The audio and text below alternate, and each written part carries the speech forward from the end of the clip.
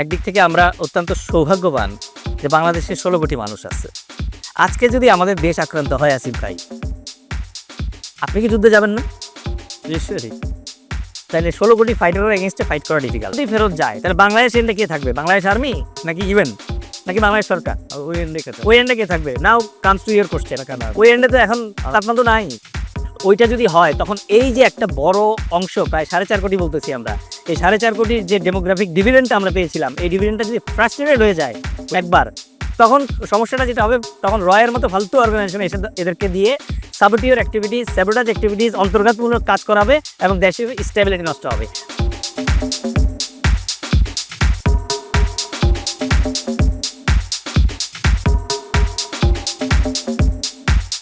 আসসালামু আলাইকুম, শুভ নববর্ষ। ভয়েস ফর রিফর্মের মেরামত আড্ডায় আপনাদেরকে স্বাগতম। আমি সৈয়দ হাসানুদ্দিন হোসেন, আমি ভয়েস ফর রিফর্মের একজন কো কনভেনার। আর আমরা খুব লাকি যে আজকে আমরা আমাদের সাথে পাচ্ছি মেজর দেল এইচ খান, জনতার দলের মুখপাত্র, যিনি একজন বাংলাদেশের সামরিক দিক শুধু না, বিবিধ দিক নিয়ে উনি অনেকগুলি বই লিখেছেন এবং উনি একজন আমাদের স্ট্র্যাটেজি বিশেষজ্ঞ। তো আজকে আমরা যেটা নিয়ে কথা বলতে চাই সেটা হচ্ছে যে বাংলাদেশের জিও পলিটিক্স নিয়ে এখন অনেকেই কথা বলছেন। আমরা আসলে বুঝতে চাই বাংলাদেশের জিও পলিটিক্যাল বাস্তবতা কী। শুরুতেই ধন্যবাদ ভাই। প্রথমেই আপনার প্রশ্ন হচ্ছে যে বাংলাদেশ একটা ছোট দেশ, আমরা আমাদের পাশে ভারতের মতো একটা বিরাট দেশ, আর একটু দূরেই বিরাট দেশ চায়না। আমাদের জিও পলিটিক্সে কি আমরা ম্যাটার করি? ধন্যবাদ হাসিফ ভাই। অবশ্যই বাংলাদেশ শুধু আজকে তো না, হাজার হাজার বছর ধরে বাংলাদেশ ম্যাটার্স।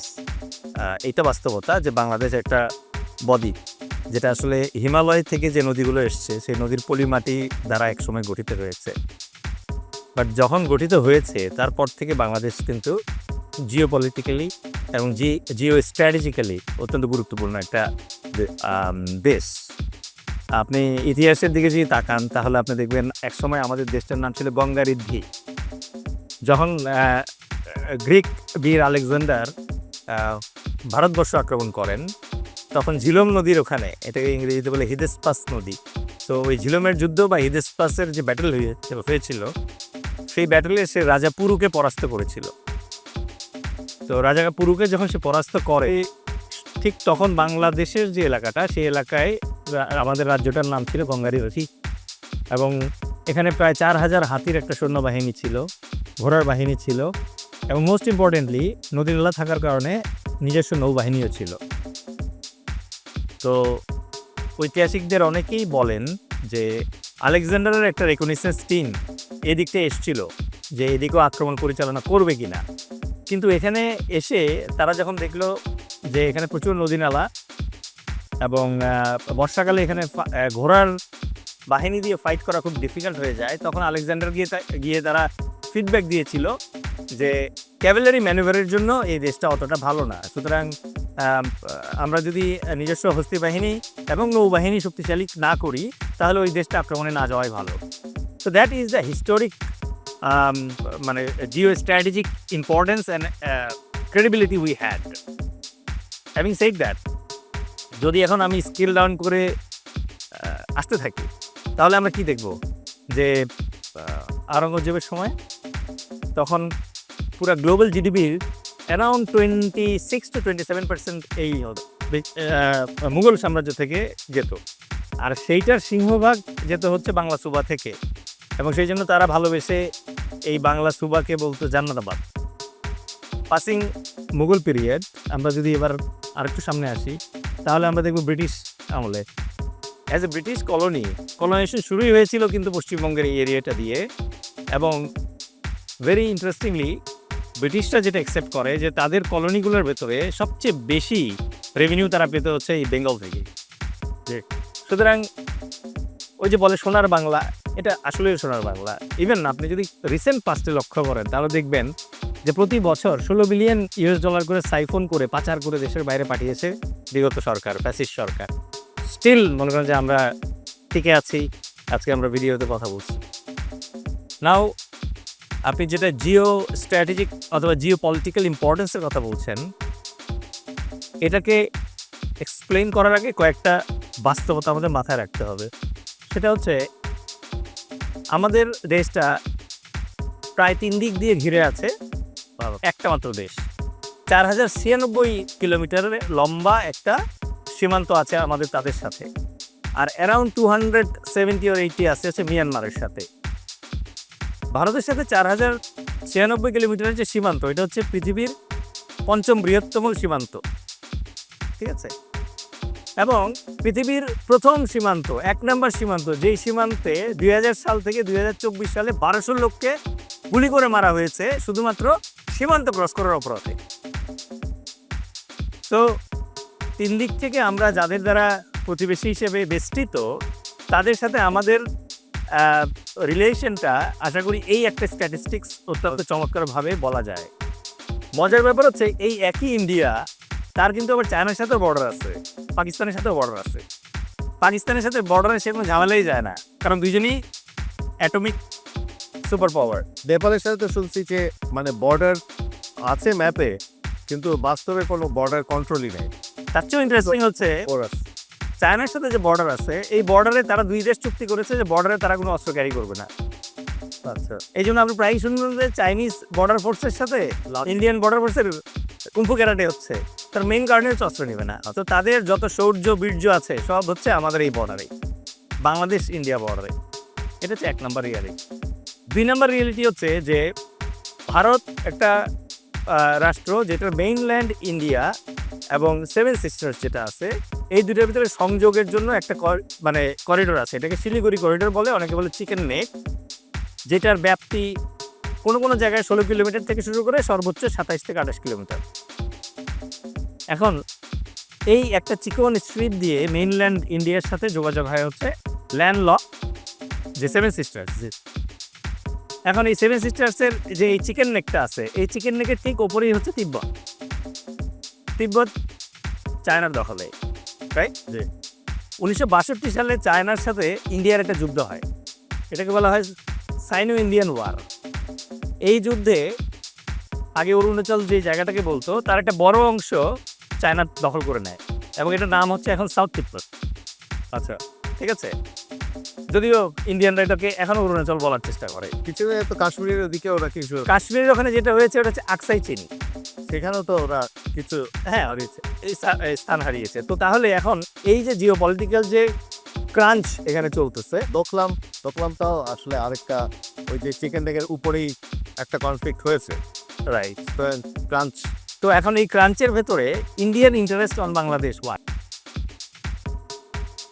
ইন্ডিয়া এমন একটা রাষ্ট্র যে অত্যন্ত ব্রুটালি অপারেশন ব্লু স্টার পরিচালনার মাধ্যমে গুরুদুয়ারের ভেতরে ঢুকে শিখদেরকে হত্যা করে খালিস্তান যে আন্দোলনটা ছিল সেটাকে কিল করে। সে অপারেশন পোলো পরিচালনা করে হায়দ্রাবাদকে দখল করে নেয় এবং 4 ভাগ করে 4টা প্রদেশের সাথে অ্যাডজাস্ট করে ফেলে।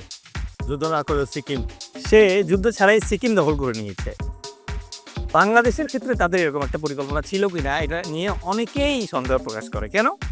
কারণ ওই যে চিকেন নেকটা আছে, এই চিকেন নেকটা দিয়ে যাতায়াত কষ্টকর এবং উপরে যেহেতু তিব্বত আছে, সুতরাং চায়নার প্রেশার এর কারণে বিপজ্জনক, কষ্টকর এবং বিপজ্জনক। যে কোনো মুহূর্তে চায়না ওটা সিভিয়ার করে দিতে পারে। যে এই বাস্তবতায় তারা যেটা করলো, তারা একটা পরিকল্পনা করলো বেশ আগে থেকে। সেটা হচ্ছে যে প্রথমে পূর্ব পাকিস্তানকে স্বাধীন করতে হবে।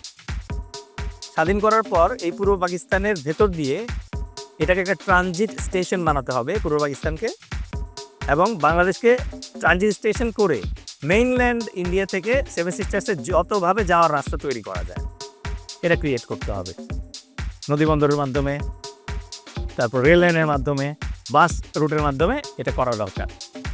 তারা এটা প্রায় ম্যানেজ করে ফেলেছিল। প্রথম ধাক্কা খায় তাদের প্ল্যান 1975-এ, যখন শেখ মুজিবুর রহমান মারা যান। তারা আবার তাদের প্ল্যান নতুন করে সাজালো কিভাবে? শেখ হাসিনাকে পশ্চিম জার্মানি থেকে ভারতে নিয়ে আসা হলো সপরিবারে, এনে 6 বছর তাকে রাখা হলো এবং তাকে নতুন করে ব্রেন ওয়াশ করা হলো, প্রশিক্ষিত করা হলো এবং শেখ হাসিনা আমাদের দেশে যখন করলো জিয়া রহমানের আমলে, তার মাত্র বোধহয় 80 দিনের মাথায় না কত দিনের মাথায় জিয়া রহমান মারা গেছে। ঠিক আছে, তারপর শেখ হাসিনা দেশের প্রধানমন্ত্রী হলেন। প্রধানমন্ত্রী হওয়ার পর শেখ হাসিনা কি বললেন? ভারতকে যা দিয়েছি তা আজীবন তারা মনে রাখবে। এই যে দেয়া নেয়া, এই দেয়া নেয়াটা চলছিল খুব চমৎকারভাবে। 5ই আগস্টে ভেরি ইন্টারেস্টিংলি ছাত্র জনতা এবং জেনারেশন জেডের যে বাচ্চারা আছে, তারা এই বন্দোবস্তটাকে নষ্ট করে দিয়েছে।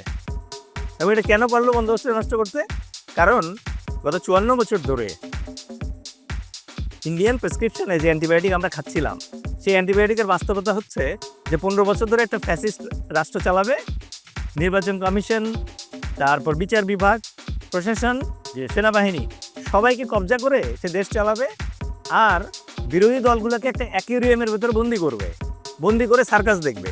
না, ঠিক আছে। আমরা তো আপনার ভারতের যে Jio strategic Jio politic interest আমরা বুঝি, কিন্তু এখানে তো আরো একটা বৃহত্তর জিও পলিটিক্স এখানে কাজ করে। সেটা হচ্ছে একদিকে চায়না আর একদিকে আমেরিকা।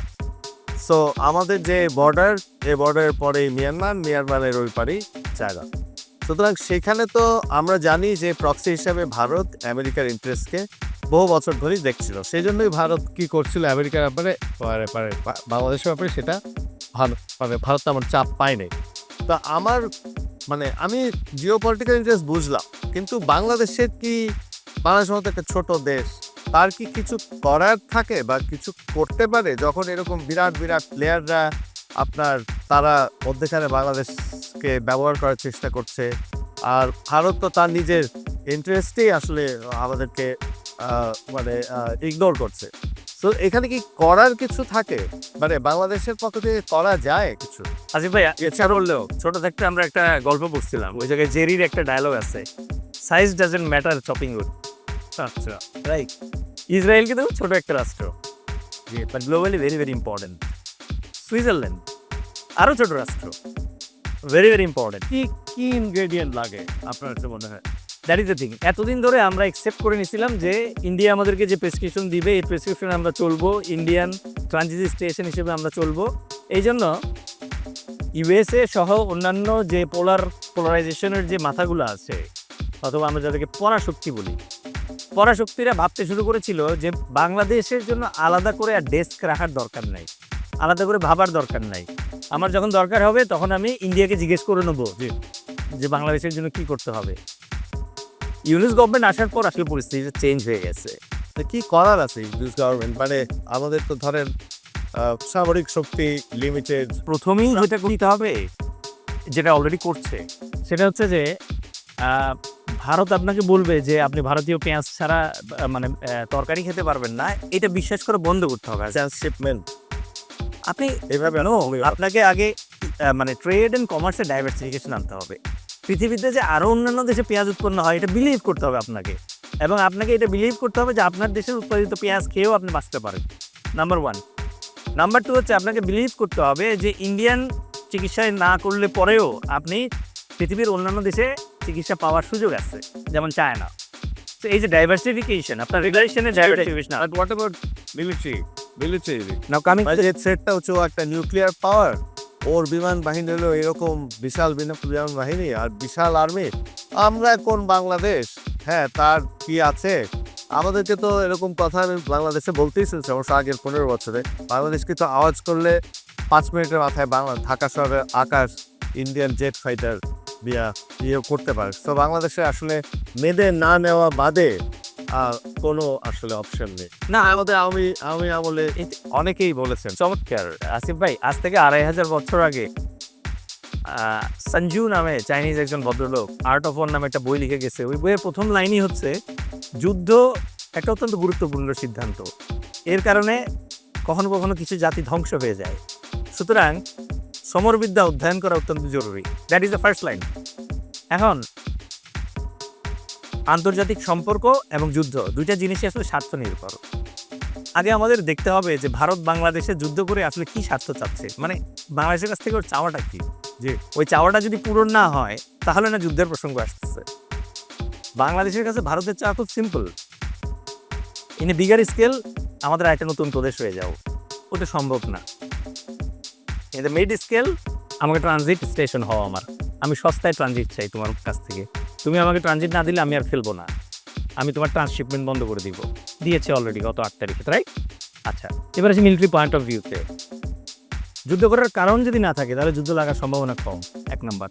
2 নম্বর হচ্ছে বাংলাদেশ একটা মাশাআল্লাহ, একদিক থেকে আমরা অত্যন্ত সৌভাগ্যবান যে বাংলাদেশে 16 কোটি মানুষ আছে। আজকে যদি আমাদের দেশ আক্রান্ত হয় আসিফ ভাই, আপনি কি যুদ্ধে যাবেন না? নিশ্চয়ই। তাহলে 16 কোটি ফাইটারের এগেনস্টে ফাইট করা ডিফিকাল্ট, 1 নাম্বার। 2 নাম্বার হচ্ছে আমাদের মতো ছোট ছোট দেশ যুদ্ধ করে হচ্ছে আমার কোর্টে আমি যুদ্ধ রাখবো না। যখনই আপনি আমার সাথে যুদ্ধ করার চেষ্টা করুন, আমি যুদ্ধ আপনার কান্ট্রিতে নিয়ে যাব। এটা দিল্লিতেও যেতে পারে, এটা কলকাতাও যেতে পারে, এটা আরও অন্য জায়গায় যেতে পারে। সো আপনি কি এই মুহূর্তে যে চায়নার সাথে যেই চমৎকার কম্পিটিশনে আছেন, আপনি কি এই যুদ্ধটা চান কিনা?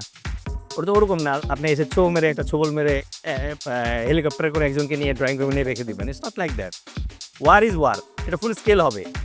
দেন comes refugee question and all other things. সুতরাং এখানে একটা সূক্ষ্ম ক্যালকুলেশনের ব্যাপার আছে। এবং আপনি যদি লক্ষ্য করেন তাহলে দেখবেন যে ভারত কিন্তু যুদ্ধের পায়তারা শুরু থেকে করছে না। প্রথমে কি করার চেষ্টা করছে? প্রথমে হচ্ছে তার মিডিয়াকে ইউজ করে বাংলাদেশকে ডিমাইন করার চেষ্টা করছে এবং প্রমাণ করার চেষ্টা করছে যে বাংলাদেশের ইউনূস সরকার একটি অবৈধ সরকার, ইউনূস সরকার একটি ফান্ডামেন্টালিস্ট সরকার। তৃতীয়ত যেটা হচ্ছে বাংলাদেশ এখানে মাইনরিটি অ্যাবিউজ হচ্ছে এবং বাংলাদেশ একটি ব্যর্থ রাষ্ট্র, এটা প্রমাণ করার চেষ্টা করছে সে মিডিয়ার মাধ্যমে। পারল না। ডক্টর ইউনূস অ্যান্টনিও গুতেরেসের সামনে, জাতিসংঘের মহাসচিবের সামনে বললো যে বাংলাদেশি আমরা আমাদের প্রবলেম সলভ করার চেষ্টা করছি, বাট কোনো একটা দেশ আমাদেরকে প্রোপাগান্ডা, মিডিয়ার প্রোপাগান্ডা দিয়ে বারবার ব্যাহত করার চেষ্টা করছে। তুমি এই কুত্তা সামলাও, বাকি দেশ আমি সামলাচ্ছি, রাইট? একটা গেল। নেক্সট হচ্ছে এটা যখন তারা পারলো না, তখন তারা কি করলো? তাদের সেনাপ্রধানকে দিয়ে উস্কানিমূলক বক্তব্য দেওয়াচ্ছে। সেনাপ্রধানের কাজ তো পলিটিক্যাল বক্তব্য দেওয়া না, রাইট?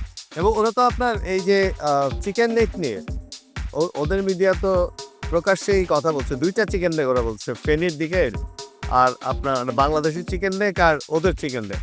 ওরা তো পাবলিকলি বলতেছে যে এগুলি দখল করা করে নেয়ার। বাট সালাউদ্দিন কাদের চৌধুরীর মতো করে বলতে হয় যে এত সোনার থাকতে আমাদের সোনা নিয়ে কেন টাকা নেই? আচ্ছা, মানে ওনার চিকেন নেক উনি সামলাক না। বাংলাদেশ কি কখনো বলছে যে ওনার চিকেন নেক যেটা আছে এটাতে আমাদের কোনো ইন্টারেস্ট আমরা শো করছি আজ পর্যন্ত? এবার করি নাই তো। ওনার থ্রেট আছে চায়না থেকে, চায়নার সাথে ডিল করতে পারতেছে না, চায়নার কাছে অরুণাচল মানে বর্গা দিয়ে রেখে দিচ্ছে, চায়নার সাথে ঠিক কোনো সেক্টরে পারতেছে না, বাংলাদেশের পেছনে লাগার চেষ্টা করতেছে। একটাই ক্ষোভ, বাসার বুয়া ছিল একদিন রান্না করে দিত, এই বুয়া এখন ভালো মানে চলে গেছে, সে এখন স্বাধীন হয়ে গেছে, সে নিজে এখন তো মানে হোটেল দিচ্ছে, রেস্টুরেন্ট দিচ্ছে, আর কষ্টটা তো ওখানেই ভাই। পৃথিবীতে যুদ্ধ যখন লাগবে তখন তো আর এটা ভারত বাংলাদেশ যুদ্ধ হবে না, এখানে চায়না অন্যান্য দেশও এটার মধ্যেকালে যাবে। সো এই রিস্ক তো ইন্টারন্যাশনালি কেউ নিতে পারবে না ভাই, ওইটা ওইভাবে হয় না। মানে আপনি বিপদে পড়লেই যে মানে অমুক ভাই আপনারা বাঁচাইতে আসবে, ইটস নট লাইক দ্যাট। আপনি কি তার সাথে ওই রকম ইন্টারেস্টের রিলেশন ক্রিয়েট করছেন কিনা, দ্যাট ম্যাটার্স টু। আপনার এখানে যখন চায়নার $2.1 বিলিয়ন ইনভেস্টমেন্ট থাকবে, দেন চায়না উইল থিঙ্ক আমার ইনভেস্টমেন্ট সেভ করা দরকার, তাই না?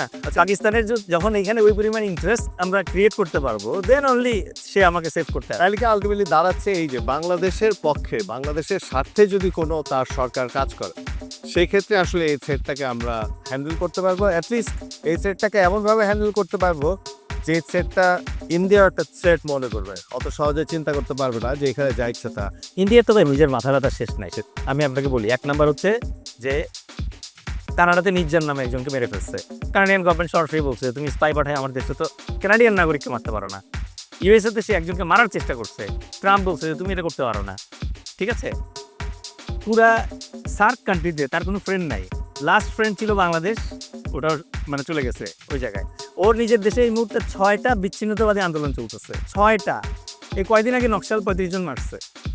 ও আমার পেছনে বারবার আঙুলি দিয়ে তো লাভ নাই তার। না, কদিন আগে তো একটা মণিপুরে ভূমিকম্প হইল, সেখানে আসাম থেকে আপনার ওদের এই ফায়ার ব্রিগেডের ট্রাক যেতে হচ্ছে। ভাই আসামের যে স্বাধীনতার আন্দোলন, এটা তো আমাদের বাংলাদেশের আন্দোলনের চেয়ে পুরাতন। তাদের প্রতি আমাদের সহানুভূতি আছে, আল্লাহ তাদেরকে নসিব কিভাবে করবে আমরা জানি যে, কিন্তু পৃথিবীর সকল স্বাধীনতাকামী মানুষের প্রতি তো আমাদের সহানুভূতি থাকতেই হবে। এখন আমরা একটু মনোযোগ দিই আমাদের যে দক্ষিণ দিকে যে আমাদের বর্ডার, যে আমাদের এখানে 10 বা 12 লাখ রোহিঙ্গা আছে। তারপরে ধরেন আমাদের বার্মা, আমরা যে মায়ানমারের সাথে কথা বলবো, এখন আমাদের বর্ডারে তো আসলে মায়ানমারের সরকারের এই মুহূর্তে আমাদের বর্ডারে একটা জায়গার উপরে বিন্দুমাত্র কন্ট্রোল নাই। তো এখন এই যে মানে সিচুয়েশন, এই সিচুয়েশন নিয়ে অনেকেই এই আওয়াজটা তুলছে যে এখানে আসলে জিওপলিটিক্যালি এখানে একটা নতুন রাষ্ট্র গড়ার একটা ইচ্ছা আপনার পৃথিবীর যারা পরাশক্তি আপনি বললেন এই পরাশক্তিদের আছে। তা আপনি এই জায়গায় বাংলাদেশ কি মূল্যায়ন করেন থ্রেটটা এবং বাংলাদেশের করণীয়টা আপনার কাছে কি বলেন? আরাকান তো এক সময় স্বাধীন রাষ্ট্রই ছিল, তাদের নিজস্ব স্বাধীন আমার রাজা ছিল নরমিখলা। জি, আমাদের সাথে সম্পর্ক তো খুব ভালো ছিল। আমাদের সাথে সম্পর্ক ভালো ছিল এবং 1600 সাল পর্যন্ত চিটাগাং তো মানে আরাকান রাষ্ট্রেরই অংশ ছিল। আপনি এখনো যত ওই যে কোট লেখা নাম পাবেন, লাঙ্গল কোট, এই কোট, ওই কোট, কোট তো হচ্ছে আরেকটা হচ্ছে পালং পাবেন, কুতু পালং, এই পালং, এই শব্দগুলো তো আসলে আরাকান রাজসভায় তো বাংলা সাহিত্যের চর্চা হচ্ছে। হ্যাঁ, এবং সম্পর্ক এই যে পালং, পালং মানে হচ্ছে যে আরাকান রাজ্যের জমিদারের ছোট ছোট জমিদারি, আর কোট মানে হচ্ছে আরাকান আর্মির ছোট ছোট ক্যান্টনমেন্টকে কোট বলতো। আচ্ছা, সো এই এরিয়াটা তখন ওদের ছিল। আমরা এখনো ভুলি নাই যে পর্তুগিজ দস্যুদের সাথে এই মগরা মিলে এসে আমাদের তো পুরো সাতক্ষীরা অঞ্চল পুরো সাফ করে দিয়ে গেছিল। ঢাকা 3বার অ্যাটাক করছে তারা নৌপথে এসে, বাকেরগঞ্জ। সুতরাং আপনি এখনো ঢাকায় মগ বাজার নাম শুনতে পান। সো বার্মিজরা সবসময় এদিকে আসছে এবং আরাকান একটা স্বাধীন রাষ্ট্রই ছিল এই জায়গায়। নাও coming back to the question of যে রোহিঙ্গা রিফিউজি যারা আসছে, রোহিঙ্গা রিফিউজিদের ফ্লাক্সটা যদি আপনি দেখেন তাহলে আপনি জেনে আপনার ভালো লাগবে। সেটা হচ্ছে যে আমরা কক্সবাজার বলি, এই কক্সবাজার হয়েছে ইংরেজ একজন অফিসার, তার নাম হিরাম কক্স, তার নামে। হিরাম কক্স রোহিঙ্গাদের একটা মানে রিফিউজি টিম আসছিল যারা বার্মার ভেতরে আক্রান্ত হওয়ার পরে কক্সবাজারে অনেক পুরনো টেকনাফে এসে আশ্রয় নিয়েছিল। তখন তাদেরকে ত্রাণ দেওয়ার জন্য উনি গিয়েছিলেন, সেই থেকে কক্সবাজারের নাম কক্সবাজার। সুতরাং এই যে রোহিঙ্গা রিফিউজিদের বাংলাদেশে আসা, এটা বেশ প্রাচীন ইতিহাস আছে এবং অনেকেই ভাবে 2017-তে তারা মেনলি আসছে। 2017 না, 1990s থেকে অলরেডি 2টা রেজিস্টার্ড ক্যাম্পই ছিল টেকনাফে রোহিঙ্গাতে। মজার ব্যাপার হচ্ছে বার্মা গভর্নমেন্ট যারা, তারা তাদেরকে নিতে আগ্রহী না। তাদের কথাই হচ্ছে তাদের যে জাতির লিস্ট আছে, এই লিস্টে রোহিঙ্গা বলতে কোনো ওয়ার্ডই নাই, নাম্বার 1। নাম্বার 2 হচ্ছে এই রোহিঙ্গাদেরকে তারা কালা অথবা বাঙালি বলে অভিহিত করে এবং আপনি এটাও হয়তো জানেন যে তাদের কিন্তু কোনো জাতীয় পরিচয়পত্র দেওয়া হয় না এবং তাদের আরাকানের বাইরে যাওয়ার কোনো অধিকার কোন কালেও ছিল। আরাকানের বাইরে যাওয়ার অধিকার নেই। প্লাস হচ্ছে আরাকানের ভেতরেও তারা কয়টা বাচ্চা নিতে পারবে, মানে তারা কোথায় গেলে নামাজ পড়তে পারবে এবং কোন কোন পোস্ট দিয়ে কোন কোন এক গ্রাম থেকে আরেক গ্রামে গেলে তাদের ইয়ে করে যেতে হবে। এই রোহিঙ্গারা এসে আমাদের দেশে আশ্রয় নিল এবং আমাদের দেশের রাষ্ট্রপ্রধান নোবেল প্রাইজ পাওয়ার লোভে তাদেরকে রাখা শুরু করলো, রাইট? আমরা গত 6-7 মাসে ডক্টর ইউনূস, যেহেতু তার অলরেডি নোবেল প্রাইজ পাওয়া হয়ে গেছে, এই জন্য সে ভাবছে যে এই যে বাংলাদেশে 8 লাখ থেকে 13 লাখ রোহিঙ্গা জমছে, এটা তো আমাদের জন্য ন্যাশনাল সিকিউরিটি থ্রেট। কারণ একটা, আমরা যদিও তাদেরকে রিফিউজি বলি না, তাদেরকে আমরা বলি FDMN, ফোর্সিবলি ডিসপ্লেসড মিয়ানমার ন্যাশনাল। কারণ রিফিউজি যখনই বলবো আমি, তখন তাকে বিশেষ কিছু স্ট্যাটাস দিতে হয়। এই জন্য সরকার এটা দেবে না, কারণ সরকার আলটিমেটলি চায় তারা ফিরে যাক। কিন্তু গত গভর্নমেন্টের আমলে যেটা হয়েছে যে নোবেল প্রাইজ পাওয়ার আশায় তাদেরকে রাখার ব্যবস্থা করা হলো। এই রাখার ব্যবস্থার মাঝখানে পাসপোর্ট অফিস এবং জাতীয় পরিচয়পত্র অফিসের দুর্নীতির কারণে প্রচুর রোহিঙ্গা কিন্তু বাংলাদেশের নাগরিকত্ব পেয়ে গেছে অলরেডি, রাইট? এই নাগরিকত্ব নিয়ে তারা আবার বাংলাদেশি পাসপোর্ট নিয়ে চলে যাচ্ছে মধ্যপ্রাচ্যে, কেউ যাচ্ছে মালয়েশিয়াতে। ইন্টারনালি যে থ্রেটটা ক্রিয়েট হচ্ছে সেটা হচ্ছে যে রোহিঙ্গা ক্যাম্পের ভেতরে মহিবুল্লাহ নামে একজনকে গুলি করে হত্যা করা হয়েছে। তদানীন্তন সরকার বলতো ক্যাম্পের ভেতরে কোনো অস্ত্র নাই, তাহলে গুলি আসলে কোথা থেকে? তার মানে এটা মিথ্যা কথা। ভেতরে অস্ত্র আছে, যেখানে অস্ত্র থাকবে সেখানে ড্রাগ আছে, যেখানে ড্রাগ আর অস্ত্র থাকবে সেখানে নারী গঠিত পাচার এবং অন্যান্য অপরাধ হবে। এই যে অপরাধ ক্যাম্পের ভেতরে আছে, এটা তো ক্যাম্প থেকে আস্তে আস্তে ছড়াবে। আপনি জেনে অবাক হবেন যে গত 5 বছরে এরকম অনেকগুলো কেস আছে যে বাইরের লোকাল ছেলে পেলে তাকে কিডন্যাপ করে ক্যাম্পের ভেতরে এনে রাখা হয়েছে, কিডন্যাপাররা কিন্তু ক্যাম্প থেকে গেছে। সুতরাং বহুমাত্রিক অপরাধ হচ্ছে 1। 2 নম্বর হচ্ছে ওই জায়গাটা একটা বনাঞ্চল ছিল, রিজার্ভ ফরেস্ট ছিল, পুরো ফরেস্ট শেষ এখন, রাইট? তৃতীয়ত যে সমস্যাটা হচ্ছে সেটা হচ্ছে যে প্রতি কিছুদিন পরপরই একসময় $16 করে পার হেড ছিল হচ্ছে রোহিঙ্গাদের স্টাইপেন্ড বলেই অথবা মাথাপিছু ব্যয় বলি, যে গত কিছুদিন আগে এটা $8 নেমে আসছে। খাবার এই দুর্মূল্যের বাজারে যখন আপনি $16 অ্যালাউন্সকে $8 নামে আসে আসে রাইট ডেইলি। সো এই যে আপনার যে মান্থলি অ্যালাউন্স যেটা আছে এই অ্যালাউন্সটা যখন আপনার 16 থেকে 8 নেমে আসছে তখন ভেতরে অস্থিরতা তৈরি হয়। এই জাতীয় অস্থিরতা যেগুলো আছে এই অস্থিরতার প্রেক্ষিতে একমাত্র ওয়ে হচ্ছে তাদেরকে তাদের দেশে ফিরে যাওয়ার ব্যবস্থা করা। সম্প্রতি আমরা দেখলাম ডক্টর খলিল এবং ডক্টর ইউনূসের বরাত দিয়ে একটা নিউজ আসছে যে 1,80,000 রোহিঙ্গাকে নাকি মিয়ানমার ফেরত নিয়ে যাবে। আমরা আমাদের জনতা দলের পক্ষ থেকে স্পেসিফিক্যালি জানতে চেয়েছি, we had some research and we had our questions. Number 1 question, এই যে 1,80,000 এই 1,80,000-এর তালিকা কে বানিয়েছে? এটা কি বাংলাদেশ সরকারের বানানো না UNHCR এর বানানো? এই তালিকা কি মিয়ানমার সরকার অ্যাকসেপ্ট করেছে কিনা? 3 নম্বর কোশ্চেন যেটা, যদি রিপ্যাট্রিয়েশন শুরু হয় যে তাহলে কবে থেকে শুরু হবে? কারণ এর আগে অন্তত 3 বার মিয়ানমার বলেছে যে ফেরত নিয়ে যাবে, কিন্তু একজনের ফেরত নিয়ে যায় নাই, রাইট? 4 নম্বর গুরুত্বপূর্ণ কোশ্চেন যেটা, সেটা হচ্ছে যদি ফেরত যায় তাহলে বাংলাদেশ এন্ডে কে থাকবে? বাংলাদেশ আর্মি নাকি UN নাকি বাংলাদেশ সরকার? ওই এন্ডে কে থাকবে? নাও কামস টু ইয়োর কোশ্চেন। ওই এন্ডে তো এখন তাপমাত্রা নাই। ওদের যে মিয়ানমারের যে মেইন গভর্নমেন্ট, ইউনিটি গভর্নমেন্ট, এবং তাদের যে সেনাবাহিনী তার নাম হচ্ছে তাপমাত্রা, তারা তো ওখানে প্রেজেন্ট নাই। ওখানে আছে এখন আরাকান আর্মি। আরাকান আর্মির সাথে কি আমরা নেগোসিয়েশনে যাব? আরাকান আর্মির সাথে যদি নেগোসিয়েশনে যাই তাহলে কি মিয়ানমার গভর্নমেন্ট অ্যাকসেপ্ট করবে?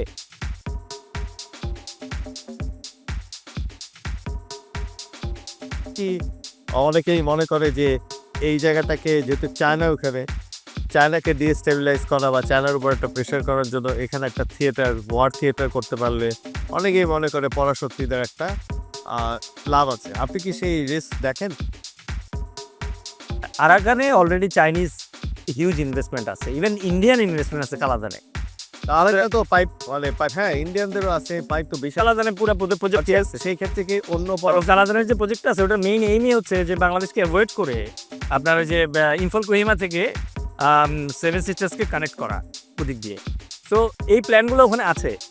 এখন ইনভেস্টমেন্ট সিকিউর করার জন্য যতটুকু প্রোটেকশন নেওয়া দরকার তারা তা নিচ্ছে ওই জায়গায়। আপনি রিসেন্টলি দেখলেন যে US আর্মির একজন জেনারেল সেখান থেকে ঘুরে গেল। জি দেখলাম। এখন অনেকে ভাবছে যে US এর বার্মা অ্যাক্ট যেটা আছে ওই ডক্ট্রিন যদি ফলো করা হয় তাহলে তো সম্ভবত এই মুহূর্তে বার্মিজ গভর্নমেন্ট ব্যাকফুটে আছে। বার্মিজ গভর্নমেন্টের আর একটা বড় সমস্যা হচ্ছে তারা সংবিধানকে এমনভাবে নষ্ট করছে যে 25% সিট সবসময় সার্ভিং মিলিটারি অফিসাররা নিবে। সুতরাং আপনি সংসদে কখনো ওই মেজরিটি আনতে পারবেন না যে এই সংবিধান ক্যান্সেল করতে হবে। এবং ওদের দেশে তো 5ই আগস্টের মতো মানে ঘটনা ঘটার সম্ভাবনা খুব কম। আমাদের দেশেই দেখেন না, 5ই আগস্ট ঘটছে, সংবিধান তো আমরা ছিঁড়ে ফেলতে পারি নাই। আমরা এখনও সেই কাটা চেরা, মানে আমার পাঞ্জাবি 300 জায়গায় ছিঁড়ে গেছে, আমি 200 টাকা দিয়ে নতুন পাঞ্জাবি কিনতে পারি, আমি 5,000 টাকা দিয়ে এটা আবার রিপেয়ার করার চেষ্টা করতেছি। Funny. So coming back to the Myanmar issue, মিয়ানমারের ক্ষেত্রে তো ঘটনা ওরকম হয়ে গেছে যে ওরা এখন ওদের সংবিধানটাও চেঞ্জ করতে পারতেছে না, মিলিটারিকে গভর্নমেন্ট থেকে সরাতে পারতেছে না। অ্যান্ড ফাইনালি হচ্ছে যে আরাকানে এখন যে সিচুয়েশন আছে, আরাকান অলরেডি তো স্বাধীন বলাই যায়। আর কয়েকদিন পরে ওরা যদি স্বাধীনতা ঘোষণা করে দেয়, যেই আর্মির কাছে পরাস্ত হয়ে চলে গেছে ওই আর্মি এসে আবার এই দেশ দখল করবে এত সহসা। আর তারপরে আপনি যেটা বললেন যে এখন যদি Chinese interest, US interest, Indian interest ওখানে দানা বাঁধে, আর যদি ফর্মালি আমাদের সাথে তাদের যোগাযোগ শুরু হয়ে যায়, তাহলে আসলে একটা দেশের পররাষ্ট্রনীতি দাঁড়ায় গেলে তো এই দেশ তো স্বাধীনই বলা যায়। আচ্ছা, আমরা মনে হয় আজকে মানে সম্পূর্ণটা গেলাম 4,900, আর এখানে আরো 273। এবং আমরা আসলে যা বুঝলাম সেটা হচ্ছে যে বাংলাদেশ সেরকম বড় থ্রেট ভিতরে আসলে ভারত থেকে, বারবার থেকে নাই। কিন্তু বাংলাদেশ যদি নিজের স্বার্থে নিজে কাজ করতে থাকে সেক্ষেত্রে বাংলাদেশের শুধু ভবিষ্যৎটা বেটার হবে। তার জিও স্ট্র্যাটেজিক যে অবস্থানটা, হাসিব ভাই, থ্রেট পারসেপশন থেকে যদি বলেন বাংলাদেশের থ্রেট হচ্ছে ইন্টারনাল। সেটাই বলছি। আপনি 2 বছর ধরে ধরেন যদি এই স্টুডেন্টের একটা লট আছে, তাদের স্টুডেন্ট লাইফ থেকে যদি এই 2টা বছর আপনি আন্দোলন আর সংগ্রামে নষ্ট করে দেন, জি, আপনাদের মতো মুরব্বী থাকার পরেও তাদের পড়াশোনা শেষ করতে হবে না, কর্মজীবনে জয়েন করতে হবে না, তো মানে এরা যখন কাজ পাবে না ভালো। আজকে আমাদের মানে বিডি জবসের মাধ্যমেই সে সিভি দিচ্ছে, কিন্তু যে এমপ্লয়ার দেখবে যে তার সিভিতে সেই দম নাই, সে তো আর বলতে পারবে না আমি জুলাই আন্দোলনে অমুক কাজ করেছিলাম এই জন্য আমার চাকরি প্রাপ্য। তা তো না, তাদের স্কিল খুঁজবে, ওই স্কিলের টাইম মিস হয়ে যাচ্ছে। ওইটা যদি হয় তখন এই যে একটা বড় অংশ, প্রায় 4.5 কোটি বলতেছি আমরা, এই 4.5 কোটির যে ডেমোগ্রাফিক ডিভিডেন্ডটা আমরা পেয়েছিলাম, এই ডিভিডেন্ডটা যদি ফ্রাস্ট্রেটেড হয়ে যায় একবার, তখন সমস্যাটা যেটা হবে, তখন রয়ের মতো ফালতু অর্গানাইজেশন এসে এদেরকে দিয়ে সাবটিওর অ্যাক্টিভিটিস, স্যাবোটাজ অ্যাক্টিভিটিস, অন্তর্ঘাতমূলক কাজ করাবে এবং দেশের স্টেবিলিটি নষ্ট হবে। আমি ফিল করি ভাই যে আমাদের থ্রেটটা রাইট নাও এক্সটার্নাল ইন্টারনাল। আমাদের খুব দ্রুত পলিটিক্যাল সিস্টেমে ব্যাক করা উচিত, আমাদের গার্ডিয়ানশিপ মানে দেওয়া উচিত। আমাদের রাষ্ট্র অবশ্যই it will be led by youth, but it should be guided by veterans. আমাদের খুব দ্রুত এখানে স্ট্যাবিলিটি আনতে হবে এবং প্রচুর কর্মসংস্থান করতে হবে যেন ইকোনমি ঘুরে দাঁড়ায়। দ্য মোমেন্ট আমার ইকোনমি রিভাইভ করবে, তখন আমার সাথে অনেকেই প্রেম ভালোবাসা করতে আসবে ভাই। হ্যাঁ, নিশ্চয়ই। তো সেই জায়গায় আমার মনে হয় ইন্টারনাল সেট এক্সটার্নাল সেট যেভাবেই চিন্তা করি না, আমাদের একটা এক বাংলাদেশ হয়, বাংলাদেশ এক মুখে, এবং সেটাও আসলে সামনের দিকে যাওয়ার এইদিকে যদি লক্ষ্য স্থির হয় তাহলে আসলে বাংলাদেশকে ঠেকাতে পারবে না। ইনশাল্লাহ। এটাই হচ্ছে আমাদের অবস্থা। ধন্যবাদ আপনাকে। আপনাকে ধন্যবাদ, আমাদের দর্শক যারা আছেন তাদেরকেও ধন্যবাদ। তো ভয়েস ফর রিফর্মের মেরামত আলাপ থেকে বিদায় আপনাদেরকে। শুভ নববর্ষ। শুভ নববর্ষ।